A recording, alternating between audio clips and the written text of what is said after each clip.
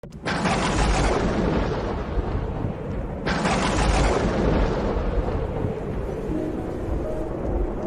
ce temps-là, comme certains disciples de Jésus parlaient du temple, des belles pierres et des peintures qui le décoraient, Jésus leur déclara: « Ce que vous contemplez, des jours viendront où il n'en restera pas pierre sur pierre.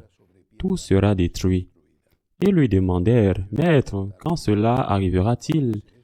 Et quel sera le signe que cela est sur le point d'arriver? » Jésus répondit: « Prenez garde de ne pas vous laisser égarer, car beaucoup viendront sous mon nom et diront: C'est moi, ou encore le moment est tout proche. Ne marchez pas derrière eux quand vous entendrez parler de guerre et de désordre. Ne soyez pas terrifiés. Il faut que cela arrive d'abord, mais ce ne sera pas aussitôt la fin. » Alors Jésus ajouta: « On se dressera nation contre nation, royaume contre royaume. Il y aura de grands tremblements de terre et, en divers lieux, des famines et des épidémies. Des phénomènes effrayants surviendront et de grands signes venus du ciel. Mais avant tout cela, on portera la main sur vous et l'on vous persécutera. On vous livrera aux synagogues et aux prisons. On vous fera comparaître devant des rois et des gouverneurs à cause de mon nom. Cela vous amènera à rendre témoignage. Mettez-vous donc dans l'esprit que vous n'avez pas à vous préoccuper de votre défense. C'est moi qui vous donnerai un langage et une sagesse à laquelle tous vos adversaires ne pourront ni résister ni s'opposer. Vous serez livrés même par vos parents, vos frères, votre famille et vos amis. Et ils feront mettre à mort certains d'entre vous. Vous serez détestés de tous à cause de mon nom. Mais pas un cheveu de votre tête ne sera perdu. C'est par votre persévérance que vous garderez votre vie. » Acclamons la parole de Dieu. C'est un évangile tellement important qu'il vaut la peine de le voir attentivement. Au moins 3 aspects. Premièrement, la fin du monde. La seconde venue du Christ. Le Seigneur précise que nous ne connaissons ni le jour ni l'heure. Il dit qu'il y aura des signes, qu'il décrit que ces signes auront un réel et peut-être une valeur symbolique, mais il dit qu'ils ne le seront pas. Marchons derrière ceux qui disent qu'il a une date fixe, comme cela s'est produit par exemple avec les témoins de Jéhovah. Maintenant, il nous dit qu'il va y avoir une fin du monde et puis une fin de notre monde.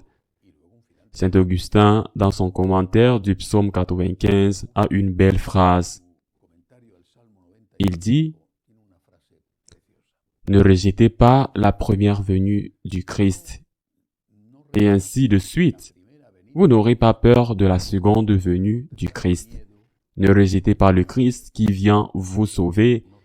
Et ainsi, vous n'aurez pas peur du jugement que vous allez subir lorsque le Seigneur reviendra dans sa gloire et sa majesté. Ne rejetez pas la première venue du Christ. Et ainsi, vous n'aurez pas peur de la seconde, la fin du monde au sens universel. La fin de mon monde avec ma mort.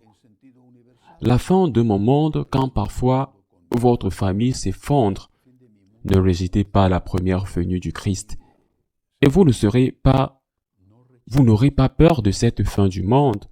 Quand est-ce que je ne rejette pas la première venue du Christ?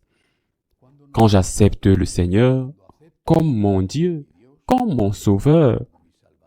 Quand j'accepte ses enseignements et quand je demande pardon pour mes péchés, alors qu'il a rejeté cette première venue, quand je nie la divinité de Jésus, quand je dis que ses enseignements sont dépassés, ou quand je commets des péchés, je n'ai pas l'humilité de demander pardon. Premier enseignement, ne l'oublie pas, ne rejette pas la première venue, tu n'auras pas peur de la seconde. Deuxième enseignement, la persécution. Il y a quelques années, il y a eu une très nombreuse béatification en Espagne des martyrs de la guerre civile. Et celle qui était alors le préfet celui qui était d'abord le préfet de la congrégation pour la cause des saints, est venu faire cette béatification massive. Et dans l'homélie, il a dit que cela l'avait frappé, qu'il y avait eu tant de martyrs en Espagne, tués par les communistes et les socialistes, mais qu'il y avait eu pratiquement, peut-être même pas, des défections, pas de trahison. Ils sont morts sous la torture, mais ils n'ont pas trahi le Christ, qu'il avait attiré beaucoup d'attention parce que ce n'était pas normal. Même parmi les premiers chrétiens, il y en avait beaucoup qui ont trahi le Seigneur. Il y a le problème de ce qu'on appelait les rechutes, un problème auquel Saint Cyprien a dû faire face, et aussi plus tard Saint Augustin.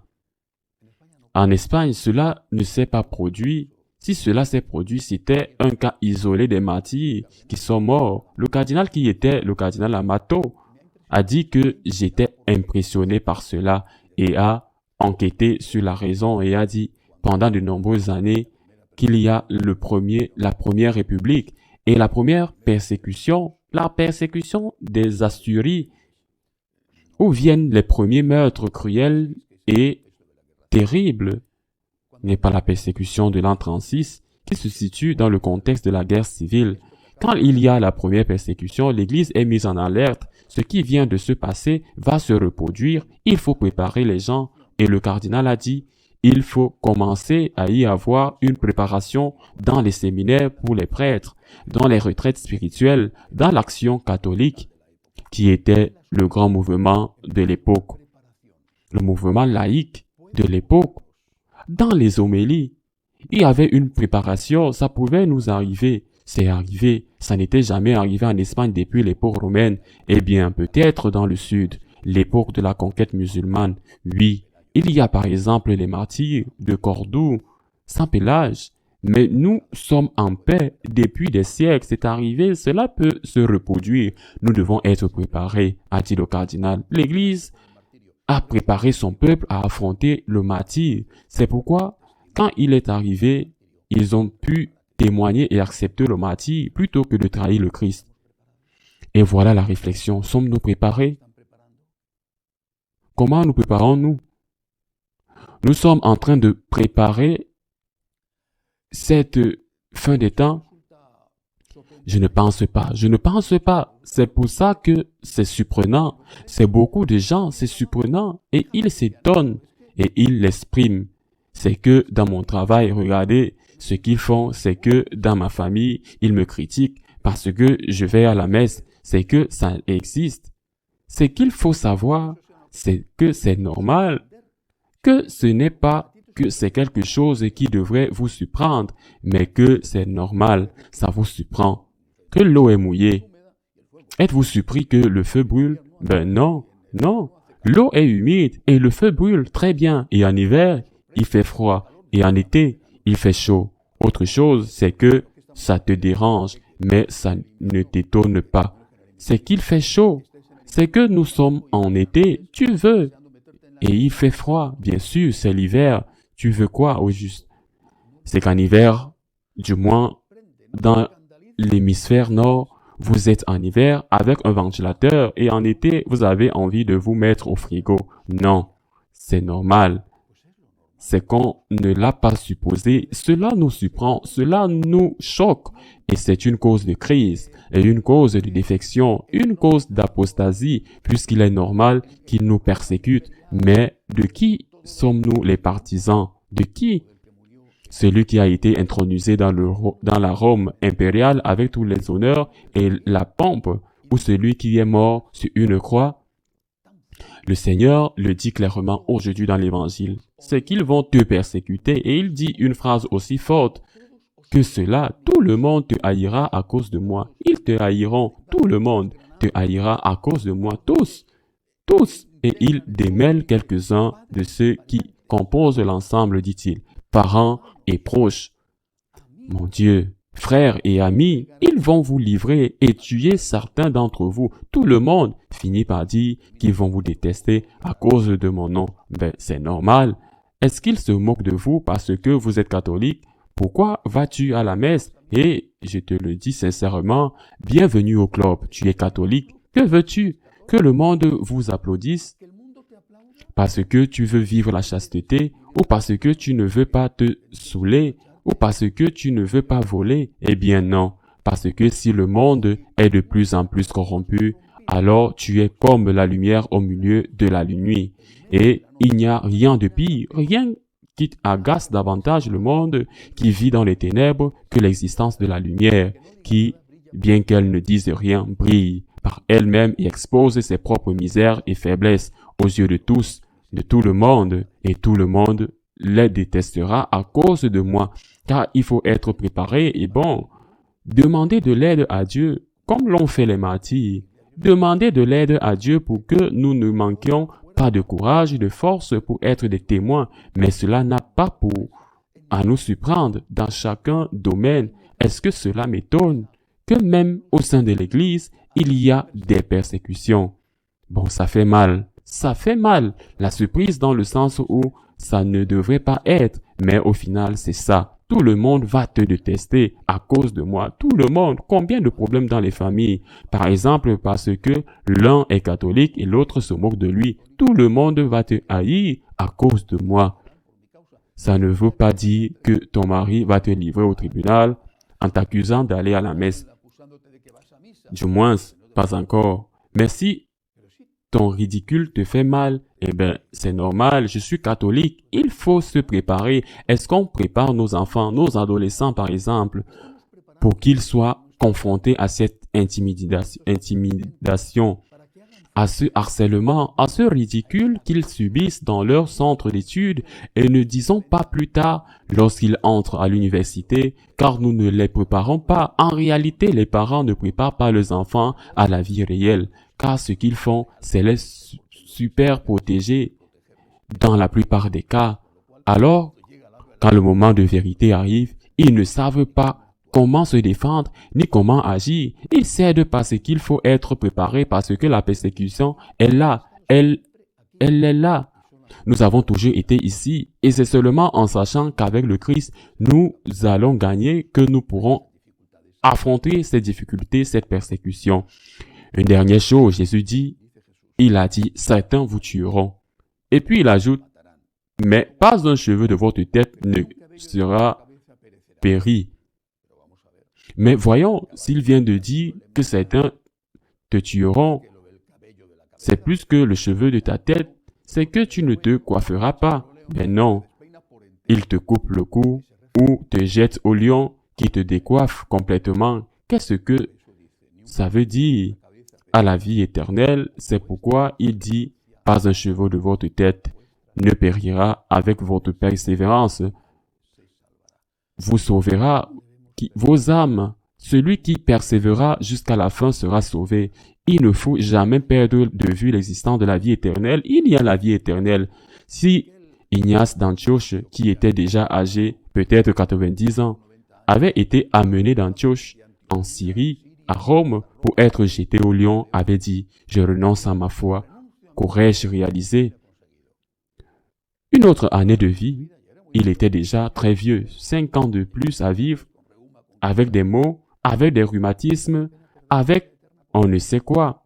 Est-ce que ça vaut la peine de perdre la vie éternelle pour ça? Et si pour avoir trahi le Christ, vous obtenez une meilleure position dans votre entreprise et trahissez valablement le Christ ou trahissez le Christ en assumant la corruption, cela en vaut-il la peine? Vaut-il la peine de risquer la vie éternelle? Il y a une partie essentielle du problème. Nous avons cessé de croire à la vie éternelle. Nos aînés croyaient en la vie éternelle et savaient que cette vie toujours, même si elle dure longtemps, dure toujours peu de temps. Même si les jours semblent éternels, vous regardez en arrière et vous dites, mais suis-je si vieux? Mais si je l'étais hier, mais suis si vieux? Et vous regardez devant et dites selon le calendrier, bien que je ne connaisse pas la date de péremption comme les produits que vous achetez selon le calendrier, ils me rejettent peu. Est-ce que ça vaut même vraiment la peine de risquer la vie éternelle et de trahir le Christ pour une assiette de lentilles, pour un peu plus d'argent ou de prestige ou d'applaudissements, un office, même ecclésiastique? Ça vaut vraiment le coup? Si tu es capable d'être fidèle au Christ, pas un cheveu de ta tête ne bougera. C'est-à-dire que tu seras protégé par le Seigneur pour ce qui te vaudra vraiment la peine. Peut-être qu'ils te trancheront la gorge, peut-être qu'ils te déshonoreront, peut-être. C'est possible, c'est arrivé, cela peut vous arriver aussi. Mais la chose vraiment importante est que le Seigneur vous garantira le moment venu, comme il a promis, quiconque se déclarera pour moi devant les hommes, je le déclarerai moi-même devant mon Père céleste. Bref, profitez de la première venue du Christ, profitez des élections, vivez comme le Seigneur le veut et vous n'aurez pas peur de la seconde venue. Préparez-vous à la persécution du coup d'épée ou la persécution des épingles qui vous collent tous les jours. Préparez-vous, c'est normal. Vous êtes catholique et puis ne perdez jamais de vue la vie éternelle. Il y a la vie éternelle et vraiment, c'est ce qui compte avant tout. Être sauvé. Ainsi soit-il.